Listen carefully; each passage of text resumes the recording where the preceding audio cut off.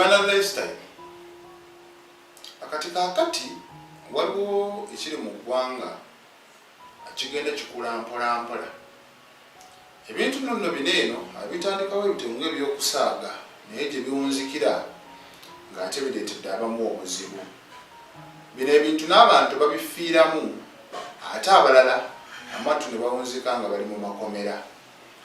Kati waliwo ensonga etambula okuva twayingidde omwaka omupya. Guno omwaka gwe mwaka ogusuubira okubeeramu ebbugumu mu sayidi y'ebyobufuzi. Bagenda okwesimbawo kuba mmeeya, kuba kansala, ku bukulembeze akosa n'obubaka bwa paalamenti.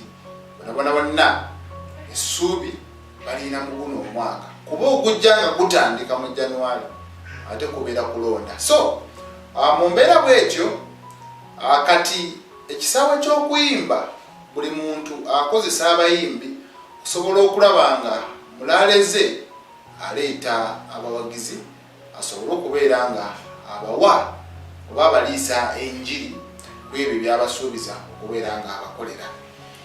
Kati twatandika eri mu 2016 mujjukira ebiseera ebyo bitandikano Dr. Kizza Besigye ye yaliwo nga akulira oludda olwabula gavumenti.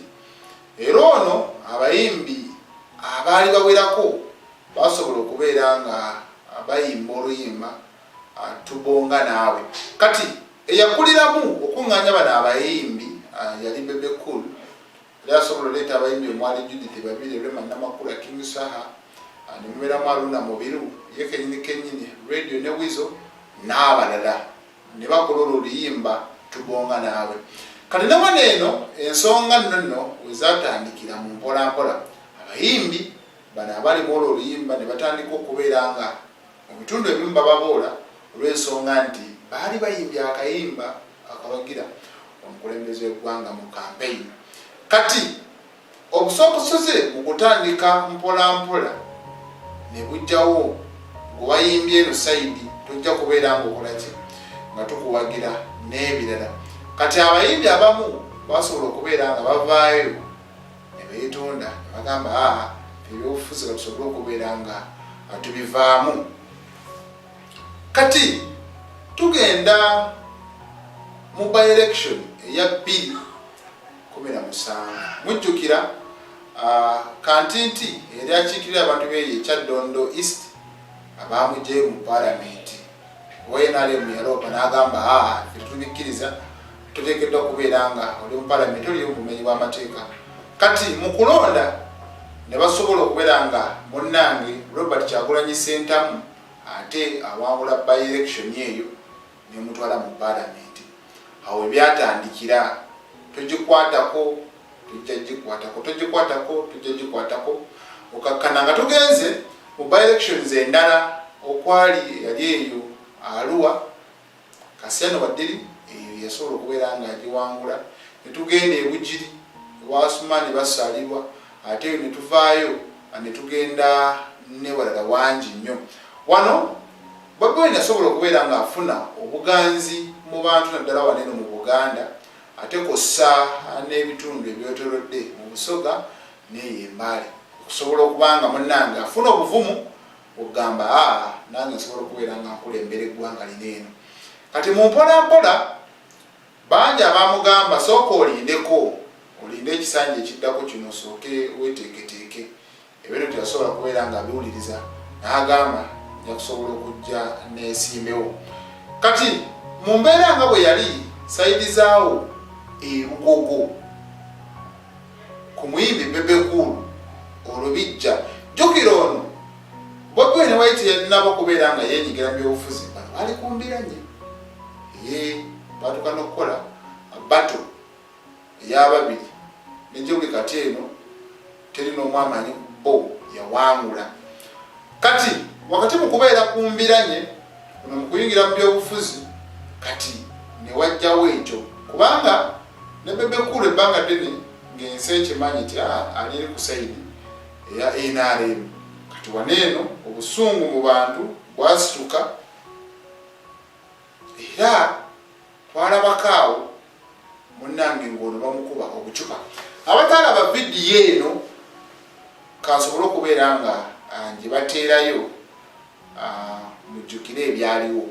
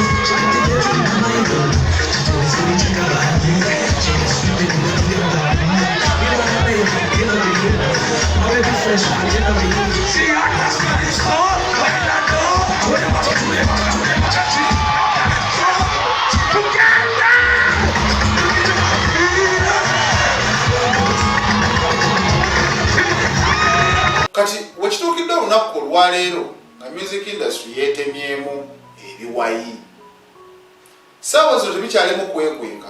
Waliwo ekitundu ekimu kyetulaba nga tekiwagira eno, aye n'ekirala nga kiwagira eno. But at the end of the day, fena tuli bannayuganda. Bebe Cool nitubeerawo nga tumanyi nti agakweri side eya NRM.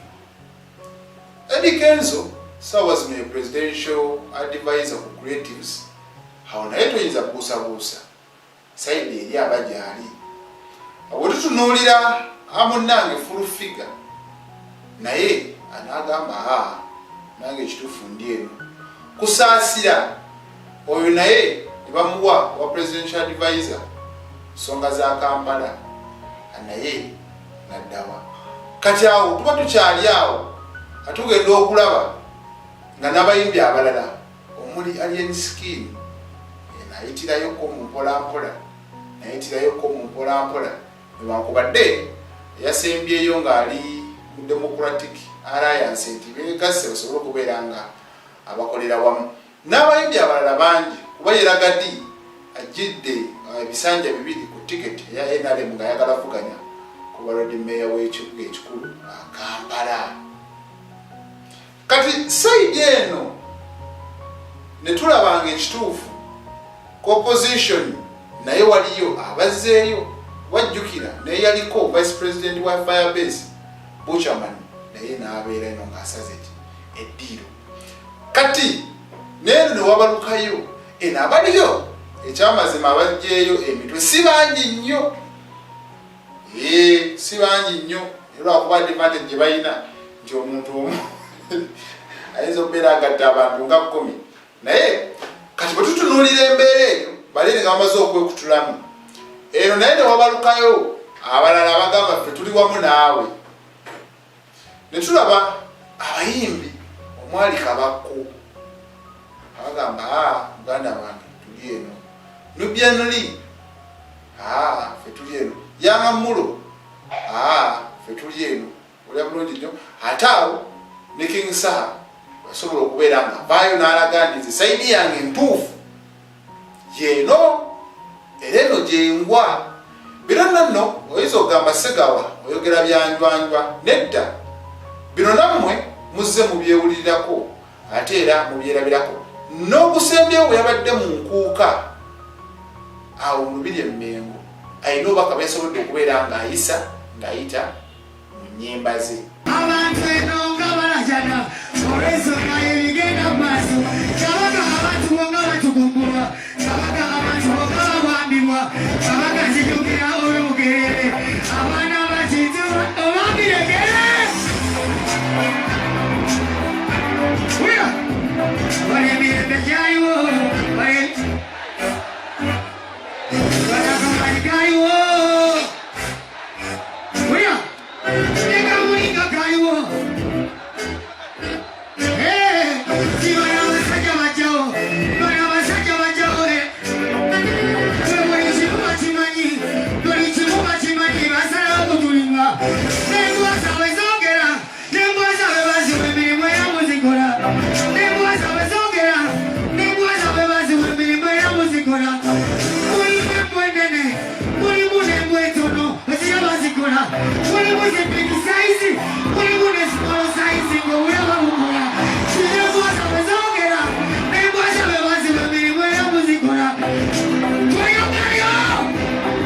kati kakati bwenna president w'ekibiina kya National Unity Platform Robert Kyagulanyi Ssentamu basobodde okubeera ng'akola national address omuziko omwaka n'abaako ebigambo byayogera nono mu bigambo bino byasobodde okubeera ng'ayogera yabadde ebimu abiweereza abayimbi bano nno basobola okubeera nga banyiga gye bavuddeko awo emabega weyasinziira oba mu kuziika omugenzi Katolubamba munnange n'agamba temukkiriza kubafuula babbeega kati abayimbi bo ne bakiyita pulitinga ne bagamba atuyise babbeega tekijja kusoboka n'ebirala munnange omuliro ne gusituka naye mu mbeera nga bweri yasobodde kuba n'okulabe bati kino nno wekijjidde nga General Salim Saleh Chief Coordinator Karen akandwa naho wa Operation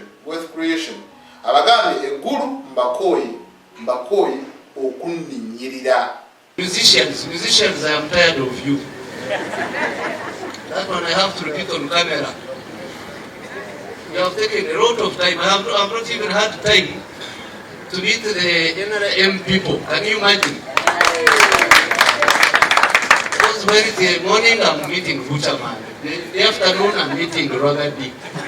In the evening I'm meeting Odonga Romeo. So when will I work on other Kiravira there? Wasting my time. I have told you I have fixed with you because I have tried to do as much as possible. Katono national address ye ku nsonga y'abayimbi yakonye ku ekyo n'abajjukiza kiri kyeyayogera n'akiruletinga n'ekiriwo era n'akiteeka awo mu ddiiro. Ndi artist ndi muyimbi ate omu ku balungi ennyo, in fact omu ku basinga mu Uganda, naye olw'obutali bwenkanya n'olw'obutiitiizi nga tebagoberedde etteeka lyonna naye kubanga balina emmundu bagamba Kyagulanyi togenda kuddamu kuyimba kubanga batiitiizi. Bayimbi bannange basooka ne balaba obutali bwenkanya obwo, naye olw'okubanga abasinga emitima gyabwe giri mu lubuto ne basirika obutali bwenkanya obwo ne bugenda mu maaso. Ndi artist naye sobola kweyagalira mu mulimu gwange, ate bayimbi bannange abalala bo ekyo tebakiraba, tebagala kyogera nako, tebagala kwogera ku butali bwenkanya obwo. Newankubadde basoma eddiini, newankubadde ku Sande bagenda ne basaba mu Lwokutaano ne bagenda miziki, tebagala kwogera ku obwo obutali bwenkanya. Timunnaffe muyimbi munnaffe atulugunyizibwa, anyigirizibwa, yalemesebwa okukola omulimu gwe.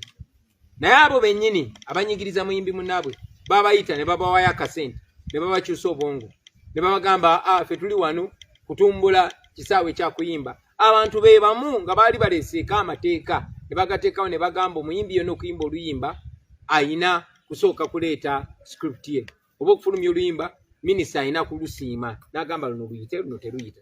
Kati Kenzo yasobodde okubeera ng'avaayo naye n'ayanukula agamba ekyo temweyisaako n'ebirala. Kati mu mbeera nga bweri bwe tutunuulira ku ekyo ekyabadde mu nkuuka, enkuuka eno etegekebwa radio ey'Obwakabaka bwa Buganda CBS Kyabasa. Era wano nno abantu bakuŋŋaana mu bungi era Ssaabasajja Kabaka n'asiima okutuyingiza omwaka. Kati obuvuyo obwabaddeyo bwabadde bungi naye ng'ate bulaga bwekuusa ku nsonga za byabufuzi. Abantu ababadde mu maaso babadde bawuuba bendera eza Family Forest, ekyo tukitaddewo ku bbali. Abayimbi abadde baluddewo okudda mu nkuuka okuyimba nabo twabalabyeko. Twalabye Ronald Mayinja, twalabye ne Bebe Cool. Kati nga bwe nakumenyedde lisiti eyasoose ku bayimbi abagweno sayidi n'abayimbi abagweno sayidi, ku guno omulundi akiraga nti bano abeeno sayidi bazze beetegese ngagamba tujja kufa n'omuntu. Era twalabye abantu bangi nnyo n'obujagalalo bungi nnyo bwasobodde okubeera nga bubeerawo. Mu kuteekateeka ekivulu kino eno banange ne bagamba nti abayimbi tebategeddwa okubeera nga bajja n'eggaali ez'abantu.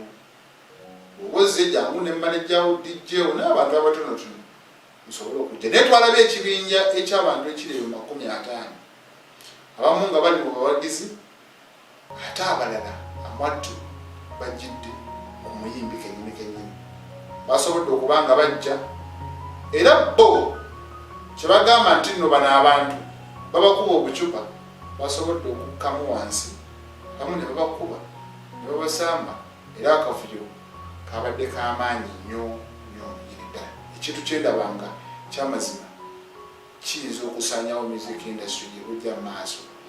Kati kino nno bwe kijjidde nga naye babakako wali eri waliwo akatambi akasooka okubeera akafuluma nga bano munnange abantu ba Alien bagenda ku kitebe kya NUP e Makerere Kavule ne bagezaako okuba nga bakola ebintu mu ngeri y'okukyokooza.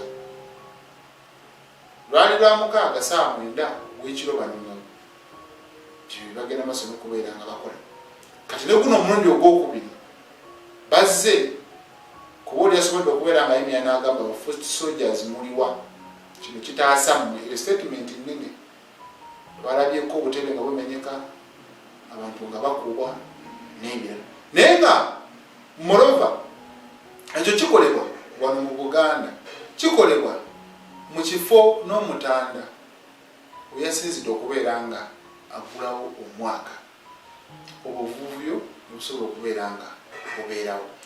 Bagamba nti baneeno abamu babadde bamuŋoola nga bamugamba vaayo n'ebirala ebifaananako ebyo. Naye ne tutunuulira nti ku siteegi omuyimbi yabadde alina oyimbira nga kwetooloddwawo abantu nga 20 abaliwo okumukuuma. Kati ne neebuuza ekitegeeza kati music atuusaawo nti omuyimbi ogenda kujja okuyimbira abantu naye ng'osuubira nti waliwo abatakwagala abayinza okukolako obulumbaganyi. So kati koobeekakeko obayimbire atayagala afulume, atayagala bajja biwulira byampaka, ali n'abaganye basobole okubeera nga bakola ki bakubwa. Kitegeeza ki nti luno lulina okubanga lwabadde olutalo olwateekeddwa pulaani engazi oli gye yasinziddeko okugamba nti kino kyetuteekeddwa okubeera nga tukola nga tutuuse. Kubanga era olwamaze okuyimba bonna ne bavaayo n'abadde babendera bonna ne bavaayo ne bakwata ekkubo ne bamuka ekifo ekyo ekiraga nti missoni yaabwe yabadde osobodde okubeera nga eggwa. Kale aneekirabanga ekyamazima si kirungi kuba omuntu wasasulira sente ze n'agamba kanzije mbeeko nange abyendaba nyumirwe nyingire omwaka hainawunzika gwe tojja kuba nakapima kubanga omuntu bamukuba ekikonde sikiwa nti no kyenkanakana n'akacupa kale waabanga akasusa kaba kukasukidde ekibula bulungi siweyanga kuba nti gundi bamukubye obucupa ate ne bamuddusa mu ddwali. Naye ate bano abantu munnange musobola okubeeramu abatwalibwa mu ddwali kuba nalabye waliwo ne bounce awauba we bagenze mu maaso n'okubeera nga bakuba. So nze ndowooza olutalo lwali badde lwa ndongo kufulumya music abantu bo bamanye nti gundi awangudde ngalo lwa music. Naye ate webanga biseemu ebyo ebirala nze ndaba tekibeera kirungi yadde n'akamu n'akeddagala.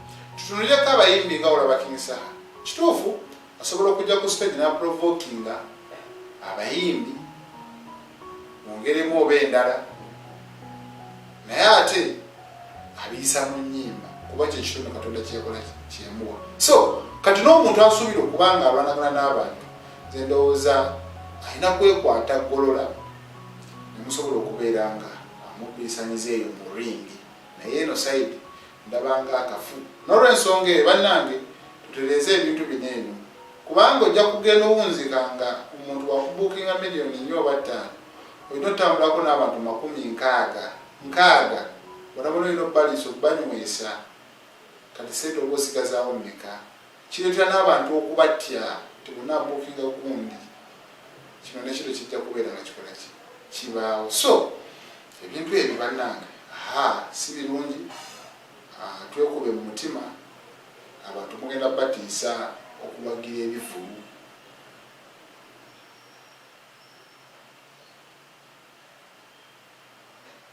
Nze Ssegawo Mushiri.